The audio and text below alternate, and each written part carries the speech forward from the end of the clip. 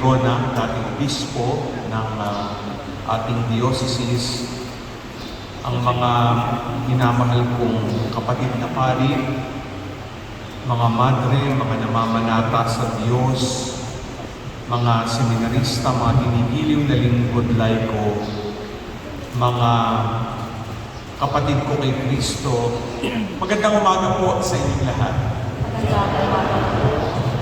Noong linggo ng palaspas, 2 araw na ang nakalilipas, ay aking pong ipinagdiwang ang ika-34 na anibersaryo ng pagkapari.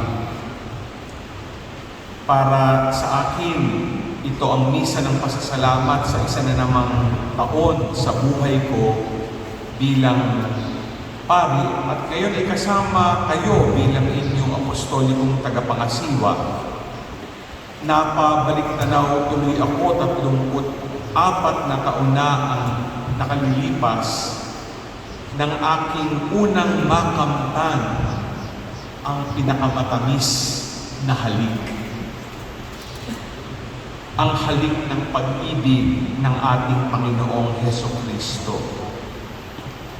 Sa retreat talk ni Cardinal O'Malley, Arsobispo ng Boston, sa aming mga obispo ng CBCP noong nakaraang taon, ibinahagi niya ang pagninilay sa mga halik sa buhay ng pari.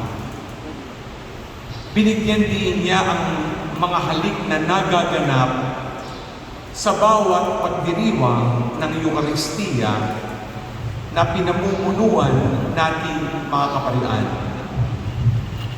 Ang unang halik ay bago magsimula ang misa. Ito ang halik natin sa istola bago natin ito isuot. Hinahalikan natin ang krus sa ibabaw nito, hindi ba? Ang ikalawa ay paghalik natin sa altar na simbolo ni Kristo. Ang ikatlong halik ay sa aklat ng Ebanghelyo na siyang mga salita at turo ni Jesus na nagkatawang tao at nakipamayan sa atin. Ang ikaapat ay ang pinakatugatong ng mga halik sa banal na misa. Ang pinakamatamis na halik ng pag-ibig. Ito ay kapag tinanggap natin sa ating mga labi ang tinapay at alak na siyang tunay na katawan at dugo ni Jesus. Para sa ating mga pari, nung tayo'y ordinahan, tinanggap natin ang kanyang katawan at dugo at unang beses natin siyang nahagkan bilang kanyang pinili at pinakamamahal na pari. Paring kanyang pinagindapat, pari magpakailanman. Ito ang dalang tamis ng halik ng pag-ibig ni Jesus sa Eucharistia. Mga minamahal na kapatid na pari, ngayong taon ng panalangin o Year of Prayer, napakagandang pagnilayan ang pinakamataas na uri ng panalangin, ang Eucharistia. Hindi lamang ito nilalahukan, kundi pinamumunuan bilang ordeng pari ni Kristo. Sa ating Ebanghelyo ngayon, narinig natin kung paano pinatotohanan ni Jesus nung siya ay hinirang ng Espiritu Santo para ipalaganap ang mabuting balita at tuparin ang misyong inaatas sa Kanya ng Kanyang Ama.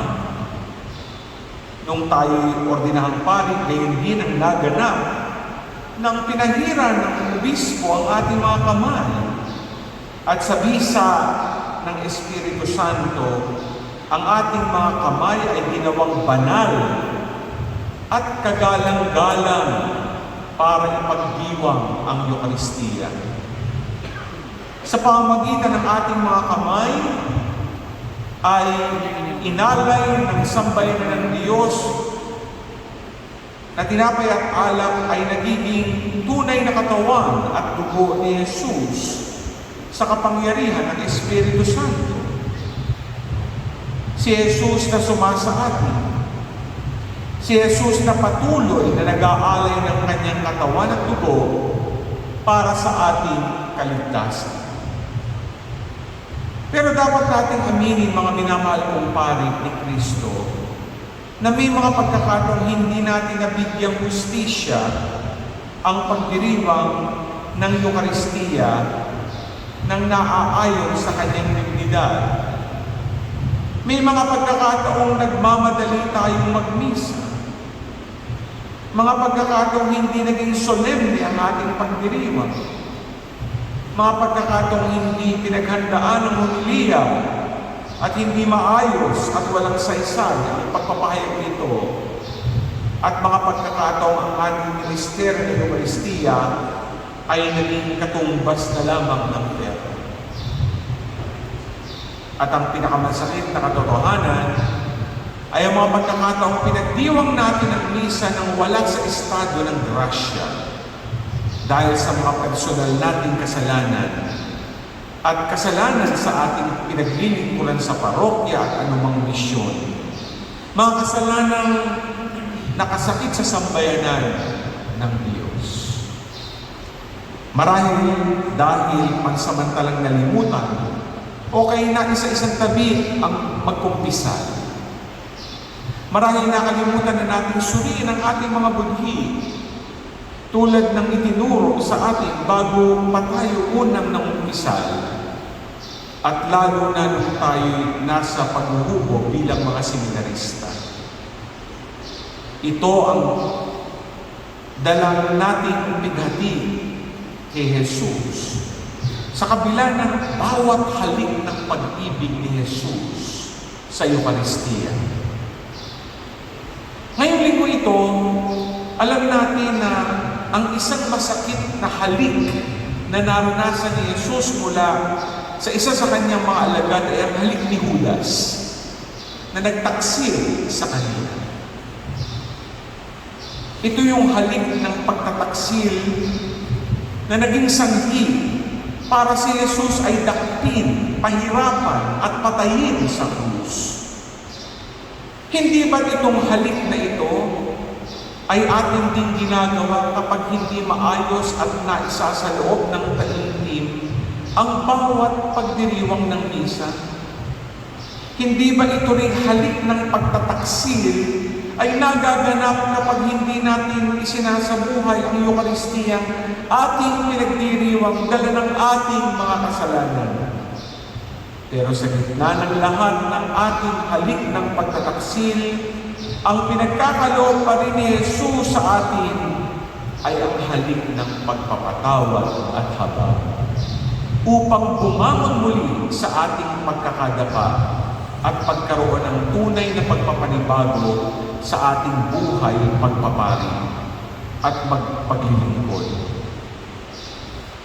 Ang sinusukli ni Jesus sa ating pagpapabaya bilang kanyang mga hirang na lingkod ay patuloy na pagpapala. Sa kabila ng pighating dulot natin sa Eucharistia at maging sa katawan ni Kristo, ang bayan ng Diyos, nariyaan sa pagdiriwang ng banal na misa ang halik ng kapayapaan. Dito natin masasalamin ang walang hanggang pag-ibig ng Diyos para sa atin.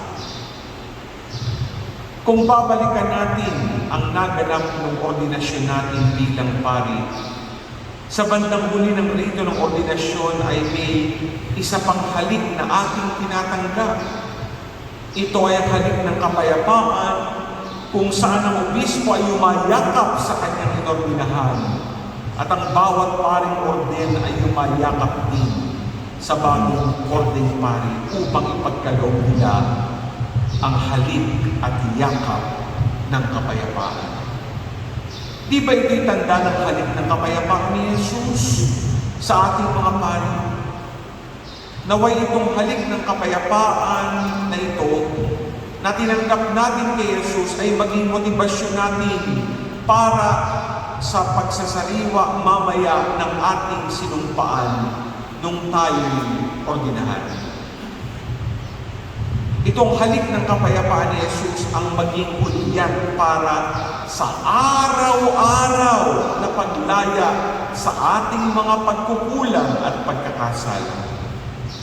Ang halik ng kapayapaan ito, na halik ng pag-ibig ni Jesus, ay magsilbing lakas natin sa bawat pagdiriwang ng Eucharistia upang buong pag-ibig tayong maglingkod at mapagkalingang magpastol ng may higit na sigla at tuwa sa kawan ng Diyos.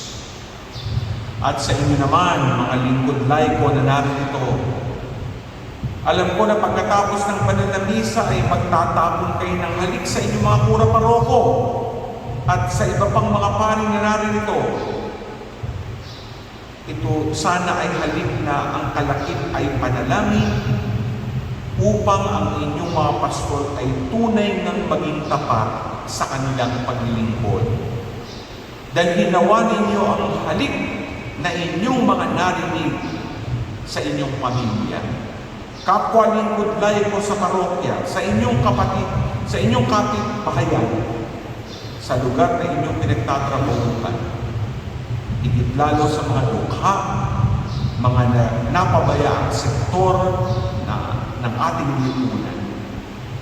Palutin natin ang bawat isa ng halik ng pag-ibig ni Jesus sa Eucharistia. Amen.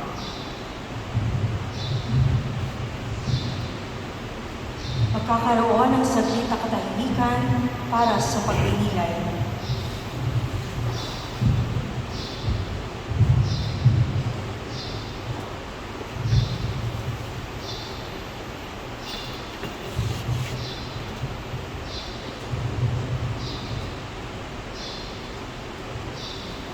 Mananatiling nakaupo ang lahat habang ang mga pari ay magsisitayo para sa pagsasariwa ng kanilang mga pangako